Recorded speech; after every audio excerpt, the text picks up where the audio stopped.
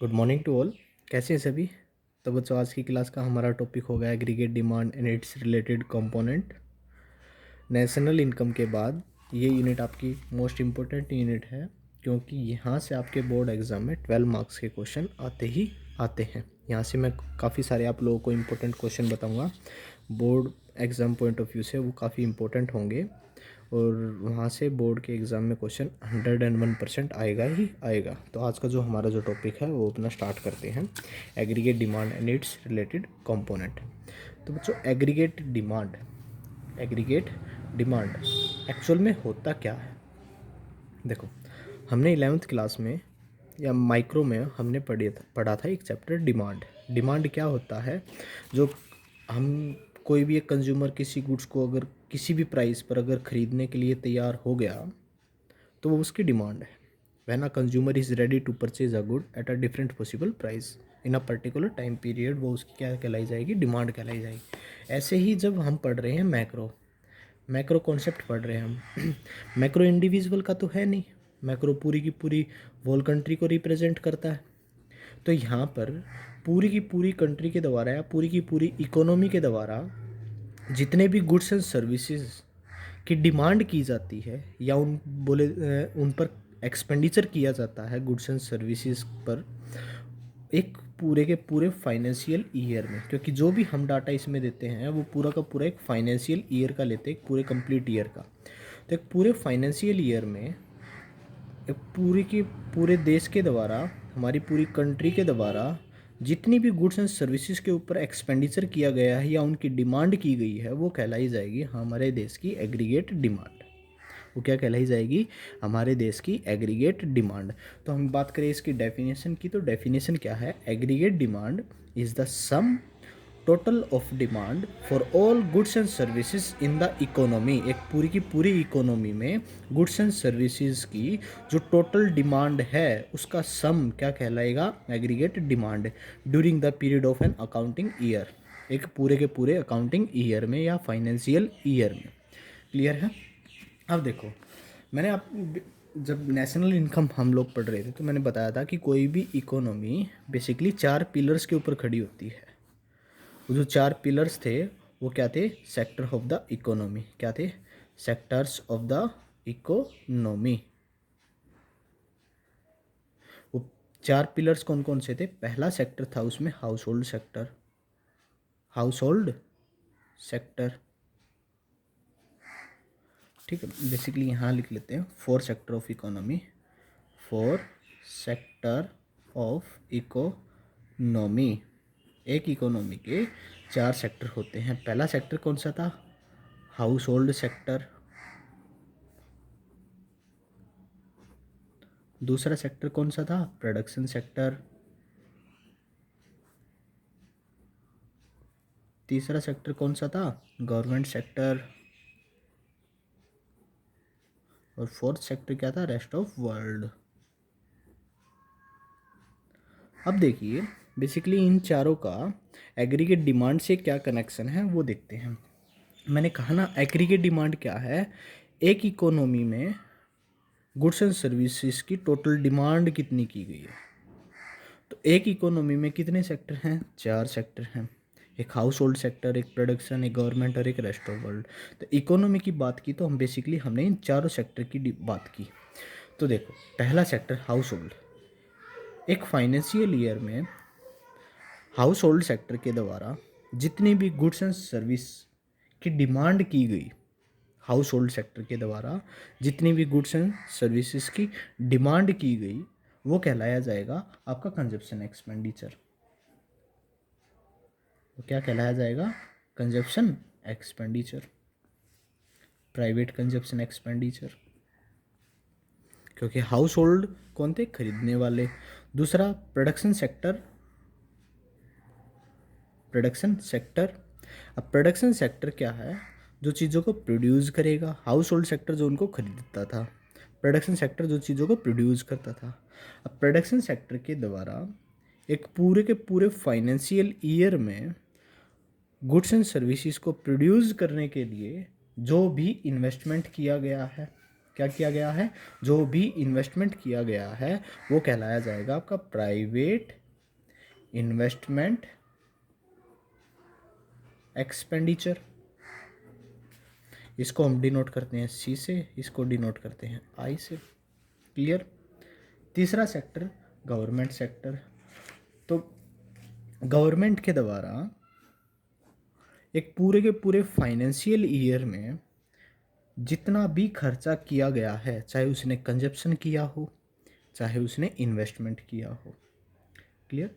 चाहे कंजप्शन कर रही हो डिफेंस फोर्सेस के ऊपर, चाहे कोई भी फूड खरीद रही है या कुछ भी कर रही है, गवर्नमेंट कंजप्शन कर रही है, कंज्यूम कर रही है चीज़ों को, या कहीं पर इन्वेस्टमेंट कर रही है गवर्नमेंट, रोड बना रही है, हॉस्पिटल बना रही है, डैम बना रही है, कुछ भी कर रही है, इन्वेस्टमेंट कर रही है, इन्वेस्टमेंट कर रही है। तो गवर्नमेंट ने कुछ भी किया हुआ, तो कंजप्शन किया हो या इन्वेस्टमेंट किया हो, गवर्नमेंट के पास से तो पैसा जा रहा है ना। यानी कि हम कह सकते हैं कि गवर्नमेंट एक्सपेंडिचर, क्या कह सकते हैं, गवर्नमेंट एक्सपेंडिचर एक पूरे के पूरे फाइनेंशियल ईयर में गवर्नमेंट ने पब्लिक वेलफेयर के कामों के लिए जितना भी एक्सपेंडिचर किया है वो कहलाया जाएगा गवर्नमेंट एक्सपेंडिचर। वो एक्सपेंडिचर चाहे कंजप्शन के लिए किया हो या फिर इन्वेस्टमेंट के लिए किया हो, किसी चीज़ के लिए किया हो, वो कहलाया जाएगा आपका गवर्नमेंट एक्सपेंडिचर, जिसको हम डिनोट करते हैं जी से, ओनली जी से, ई नहीं। क्लियर। अगला फोर्थ सेक्टर क्या था हमारा, रेस्ट ऑफ वर्ल्ड सेक्टर। इन चारों सेक्टर के बारे में बेसिक डिटेल में आपको ऑलरेडी दे चुका हूँ सर्कुलर फ्लो ऑफ इनकम में, जब हम नेशनल इनकम पढ़ रहे थे, तो ज़्यादा डीप हम इसलिए नहीं जा रहे। तो रेस्ट ऑफ वर्ल्ड क्या था, जब दूसरे देशों से या तो हम वहाँ से सामान खरीदेंगे या उन दूसरे देशों को सामान हम क्या करेंगे, बेचेंगे। तो दूसरे देशों से सामान खरीदना मतलब कहलाता है इम्पोर्ट, इम्पोर्ट क्या कहलाता है, इम्पोर्ट। और दूसरे देशों को सामान बेचना क्या कहलाता है, एक्सपोर्ट, एक्सपोर्ट निर्यात, इंपोर्ट आयात।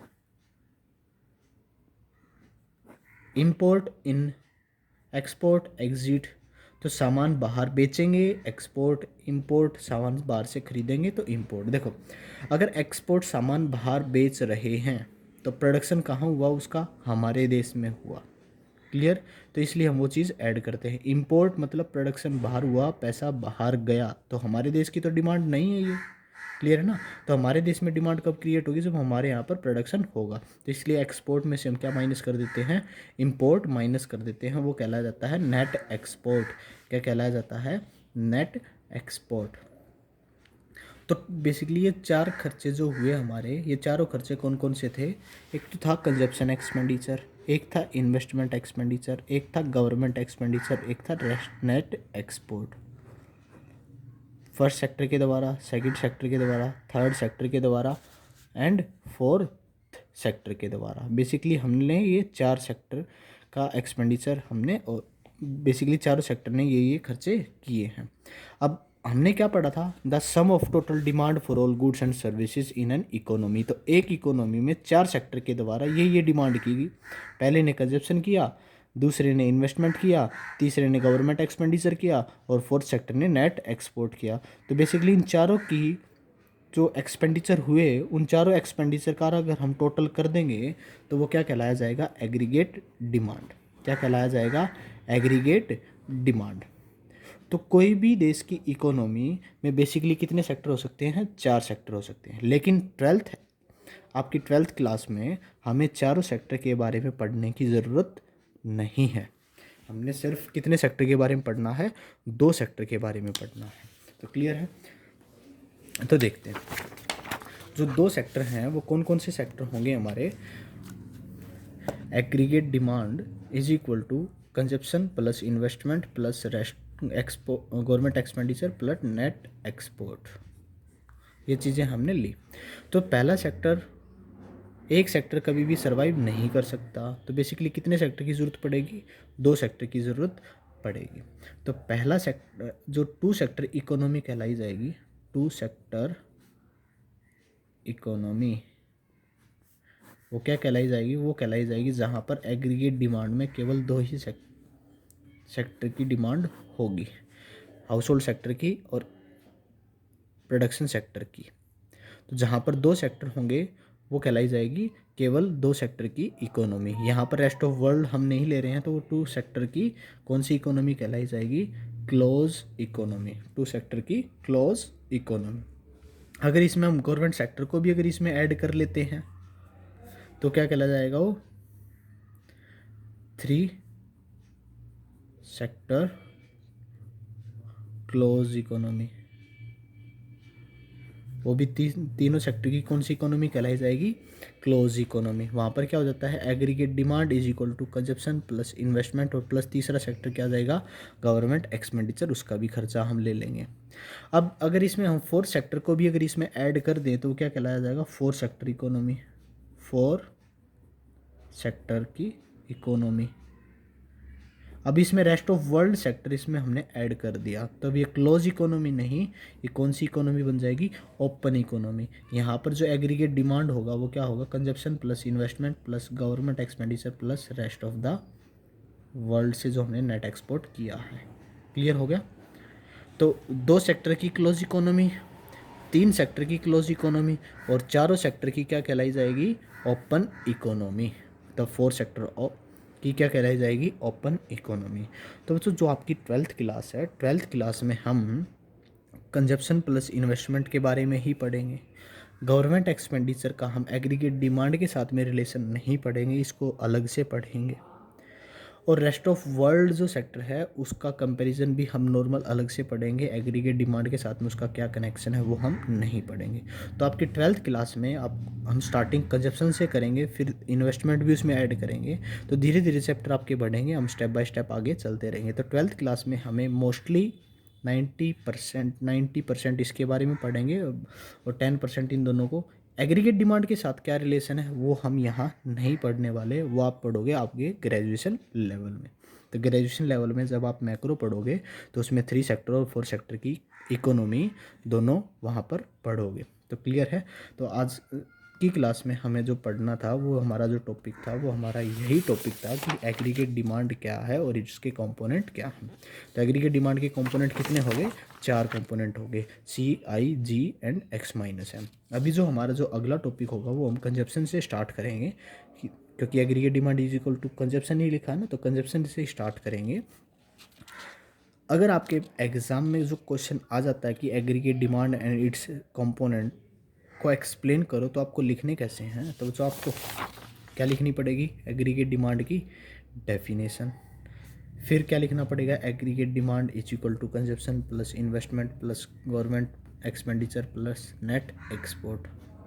और आपको बारी बारी से एक एक दो लाइन में आपको कंजप्शन, प्राइवेट कंजप्शन एक्सपेंडिचर इसको एक्सप्लेन करना पड़ेगा कि एक फाइनेंशियल ईयर में हाउस होल्ड सेक्टर के द्वारा गुड्स एंड सर्विसेज पर जो टोटल एक्सपेंडिचर किया गया है वो कहलाया जाएगा प्राइवेट कंजप्शन एक्सपेंडिचर।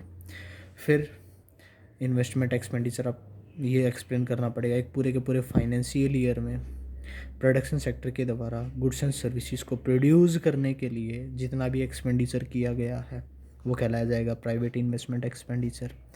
फिर गवर्नमेंट एक्सपेंडिचर एक पूरे के पूरे फाइनेंशियल ईयर में गवर्नमेंट सेक्टर के द्वारा ओवरऑल पब्लिक वेलफेयर के कामों पर जितना भी एक्सपेंडिचर किया गया है including consumption and investment both, तो वो कहलाया जाएगा आपका गवर्नमेंट एक्सपेंडिचर।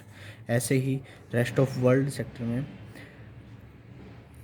एक पूरे के पूरे फाइनेंशियल ईयर में एक्सपोर्ट एंड इंपोर्ट पर जितना भी एक्सपेंडिचर किया गया है वो कहलाया जाएगा आपका एक्सपोर्ट और इंपोर्ट का डिफरेंस, वो कहलाया जाएगा आपका नेट एक्सपोर्ट। तो ये आपको सारे एक्सप्लेन करने पड़ेंगे और ये आपका बोर्ड में एग्ज़ाम 3 से 4 मार्क्स का ये आता है। तो अगली क्लास में हम स्टार्टिंग करेंगे किससे? कंजप्शन से। तो मिलेंगे आपसे अगली क्लास में, तब तक के लिए चैनल से बने रहिए, वीडियोज़ को देखते रहिए और अपने दोस्तों के साथ वीडियो को शेयर करना ना भूलें।